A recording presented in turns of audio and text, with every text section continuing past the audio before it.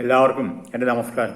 ഓം ശ്രീ ഗുരുഭ്യോ നമ, ഓം ശ്രീ ഋഷിഭ്യോ നമ, ഓം ശ്രീ പരമഋഷിഭ്യോ നമ, ഓം ശ്രീ പരാശക്തിയൈ നമ.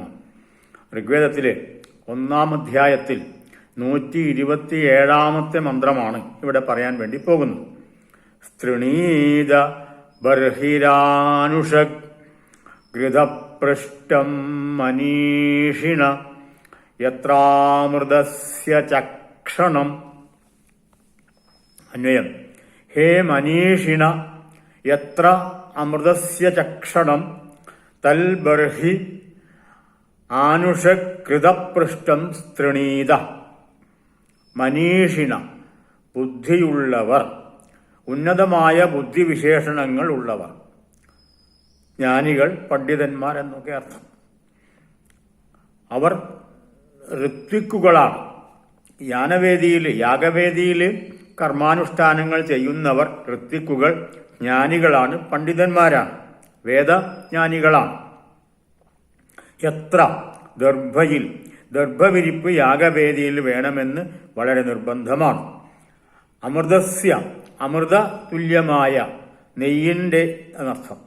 ചക്ഷണം, കാഴ്ച, ദർശനം. ബർഹി, ദർഭ. ആനുഷക്, പരസ്പരം ചേർന്ന്. ഘൃതപൃഷ്ടം, നെയ്യ് പറ്റിയ സ്രുവം, മരക്കയില്.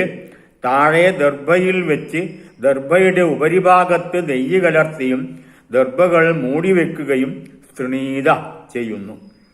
സവിശേഷമായ പ്രജ്ഞാശേഷിയോടുകൂടിയ ഋത്വിക്കുകളെ, ഏത് യാഗവേദിയിലെ ദർഭവിരിപ്പിൽ നെയ്യ് നന്നായി പുരണ്ടിട്ടുണ്ടോ ആ ദർഭവിരിപ്പിലെ പുല്ലുകൾ അന്യോന്യം തൊട്ടുകൊണ്ട് ഘൃതപൂർണമായി ഭവിച്ചു നിൽക്കട്ടെ.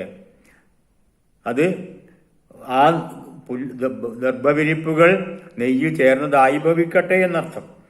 നെയ്യ് പറ്റിയ സ്രുവം താഴത്തു വെച്ച് ഉപരിഭാഗത്ത് നെയ്യ് കലർന്ന സ്രുവം അത് ദർഭയിൽ വെച്ച് അതിൻ്റെ മേൽഭാഗം ദർഭയിൽ മൂടുക. ഘൃതം ദർഭയിൽ മൂടട്ടെ.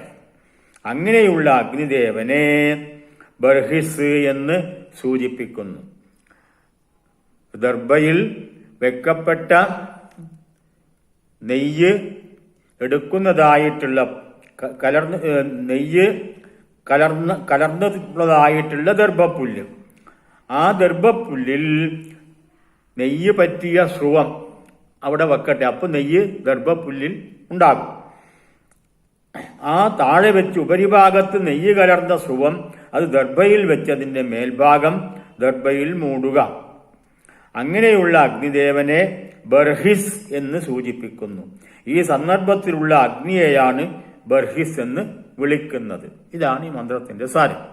ദർഭപ്പുല്ല് യാഗവേദിയിൽ നെയ്യോടുകൂടിയിട്ട് വെച്ചതിനെ ബർഹിസ് എന്ന് പറയുന്നു. അതിനെയാണ് ഇവിടെ സൂചിപ്പിക്കുന്നത്. ഈ രംഗം ഇവിടെ അവസാനിപ്പിക്കുന്നു. വീണ്ടും കാണാം. നമസ്കാരം.